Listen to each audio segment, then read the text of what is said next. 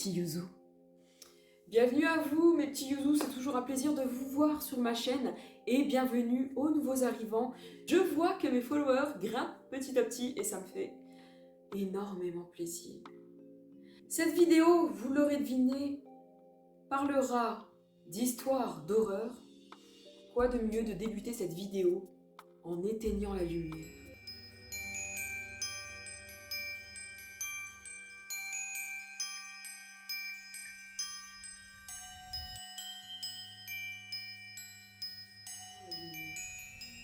Je vais donc vous lire de véritables histoires qui ont inspiré 5 films d'horreur.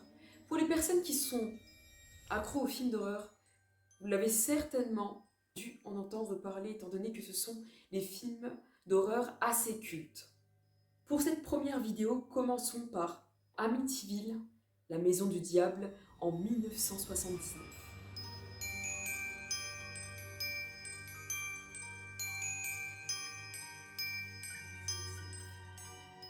Avec ses fameuses 2 fenêtres en quart de lune, cette maison vous regarde. Lorsqu'en 1978, le réalisateur américain Stuart Rosberg pose sa caméra à l'issue du tournage d'Amityville. Il vient de mettre en scène une histoire particulièrement éprouvante. Sorti en 1979 au cinéma, le film narre le triste sort réservé aux pensionnaires d'une maison de la banlieue new-yorkaise où, en 1974, un homme massacre sa famille lors d'une crise de démence. Plusieurs mois plus tard, la demeure accueille une nouvelle famille qui devra faire face à d'étranges phénomènes. Là, ça parlait du film. Passons maintenant à la véritable histoire d'Amityville. Amityville est une petite ville de Long Island qui a souhaité se débarrasser d'une histoire tortueuse qui s'est réellement passée dans les années 1970. Basée au 102 Ocean Avenue, la maison qui arbore la même façade que dans le film a été le théâtre de véritables faits cauchemardesques entre 1974 et 1976. Et tout a débuté une nuit sordide du 13 novembre 1974, lorsque le fils du propriétaire des lieux, alors âgé de 23 ans, choisit de tuer à coups de fusil ses parents, ses 2 frères, ses 2 sœurs pendant leur sommeil.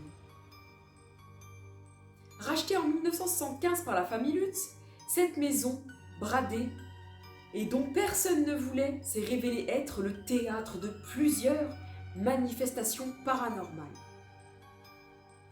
Toutefois, aucune preuve n'a été apportée et une enquête publiée en 1995 affirme que les lieux n'ont jamais été hantés. Alors, est-ce que vous y croyez ou non? Est-ce que pour vous, la maison d'Amityville, qu'on nommera la maison du diable, dont le film d'horreur a fait plusieurs entrées, est une vraie histoire ou est-ce qu'elle a été amplifiée par les personnes pour donner un certain cachet à cette maison? Mon humble avis, je vais vous la donner, je pense fortement qu'il y a eu pas mal de choses horribles, paranormales dans cette maison. J'y crois sincèrement à cette histoire. Passons à la seconde histoire qui s'intitulera Jeu d'enfant en 1988. L'année de ma naissance, c'est génial. À mon avis, vous allez savoir de qui il s'agira lorsque je parlerai de cette histoire que je vais lire en même temps.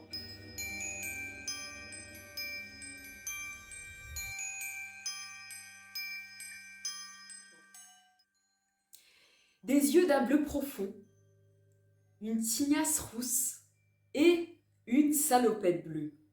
Et oui, les adolescents des années 1980 ont tous entendu parler de la poupée Chucky, la célèbre poupée du film d'horreur Jeu d'enfant en 1988.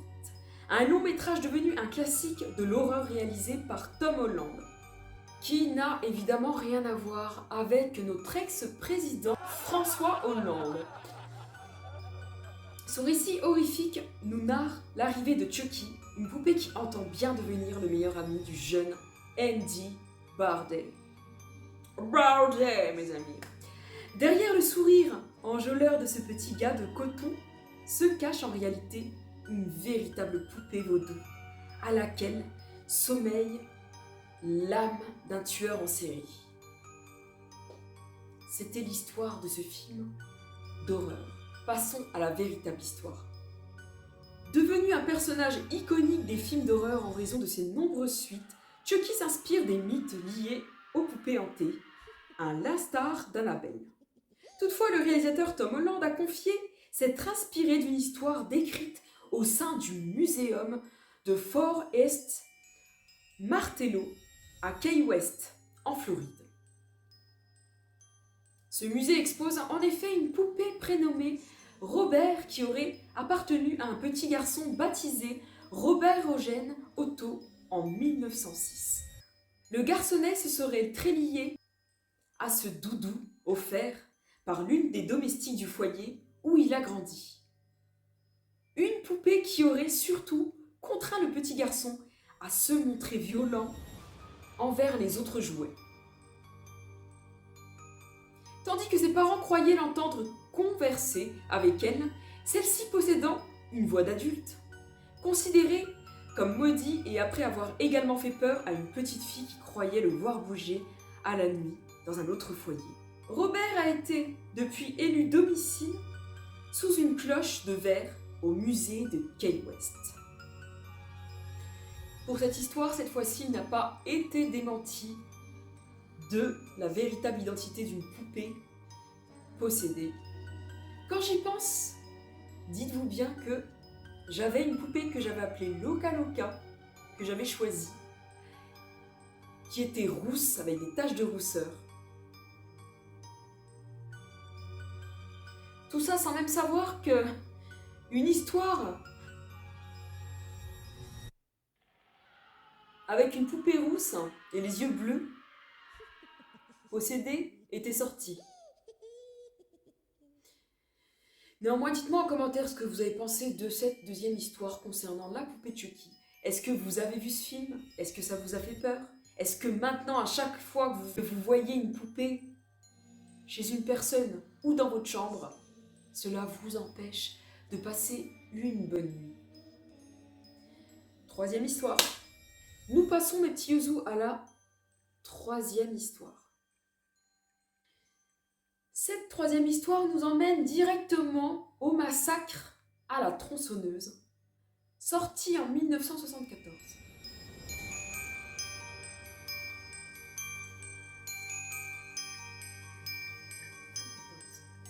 C'est un chef-d'œuvre de l'horreur. Massacre à la tronçonneuse de l'américain Tobe Hooper a changé à jamais la face du cinéma de genre. Conçu comme un slasher, le film met en scène la virée campagnarde de 5 jeunes amis qui prennent en stop un étranger individu au visage marqué de profondes cicatrices.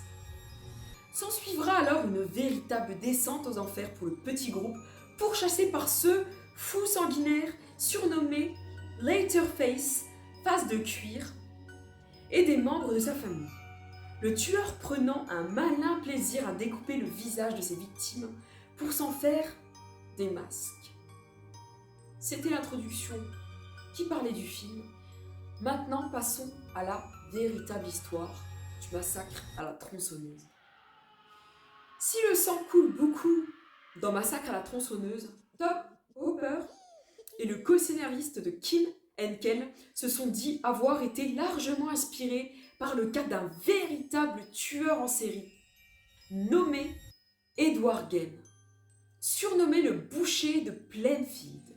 L'homme a sévi dans les années 1950 et aurait tué au moins 2 femmes et déterré et mutilé plusieurs cadavres pour en récupérer les visages.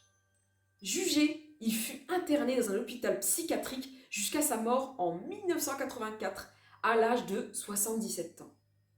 Pour cette troisième histoire, j'avouerai que c'est assez flippant, dégueulasse, répugnant et à vomir. Je ne sais pas si vous avez vu ce film, mes petits ouzous, dites-le moi en commentaire et surtout ce que vous en avez pensé de Massacre à la tronçonneuse. Bien sanglant tout ça. Histoire suivante. Pour l'histoire suivante, il s'agira d'une histoire vraie, évidemment. Un film d'horreur sorti pas si tard que cela, en 2013. Il s'agira donc de The Conjuring.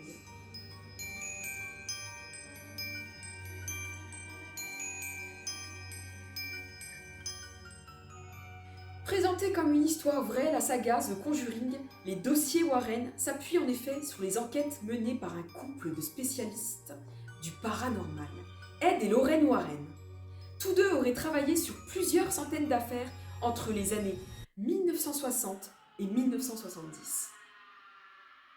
Le film The Conjuring, sorti en 2013, s'intéresse au cas d'une maison habitée par le couple Perron et leurs 5 filles. À la nuit tombée, les Perron sont alors témoins de phénomènes inquiétants. Et chaque nuit, à 3h07 exactement, les événements empirent. On va passer dès à présent à la véritable histoire du Conjuring. Car sans plus attendre, il est évident que les époux Warren ont existé et ont été largement médiatisés durant les années 1960 et 1970.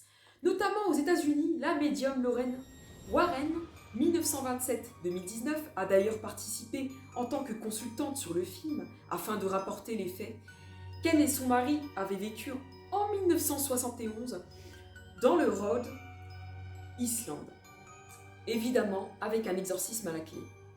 Il est noté que le film dévoilait également une poupée maudite, Annabelle, qui servira de base à une préquelle qui elle aussi fit l'objet d'une véritable enquête. Voilà la véritable histoire de The Conjuring. Alors, pour tout vous dire, je n'ai pas vu Annabelle en film d'horreur. Je ne suis pas très film d'horreur, pour tout dire. À part si je suis entourée de mes chats. Mais effectivement, cette histoire, j'en ai entendu parler et c'est une histoire très flippante. Un peu comme à la Chucky. Passons à l'histoire suivante. Comment vous dire, mes petits Yuzu, que cette dernière histoire m'a retourné l'estomac étant plus jeune. Il s'agira de L'Exorciste. Comme je vous l'ai dit à l'instant, L'Exorciste qui est sorti en 1973.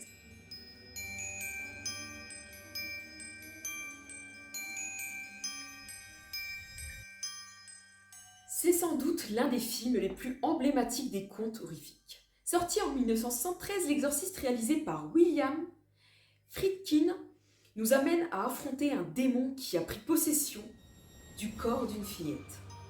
Regan McNell. Malgré l'avis de médecins qui n'expliquent pas les comportements de la fillette, son père va faire alors la rencontre d'un prêtre. En la personne du père Carras, qui n'aura d'autre choix que de pratiquer un exorcisme sur cette jeune fille éprouvant. Encore une fois, c'est l'intro du film. Passons à la véritable histoire de l'exorciste. Seigneur, protège-moi. La véritable histoire est un chef-d'œuvre du genre. L'exorciste a inspiré de nombreuses suites et films bis depuis sa sortie. Il s'agirait du film d'horreur le plus rentable de l'histoire du cinéma, en générant plus de 2 milliards de dollars de recettes, quelques 1,7 milliard d'euros en s'appuyant sur l'inflation.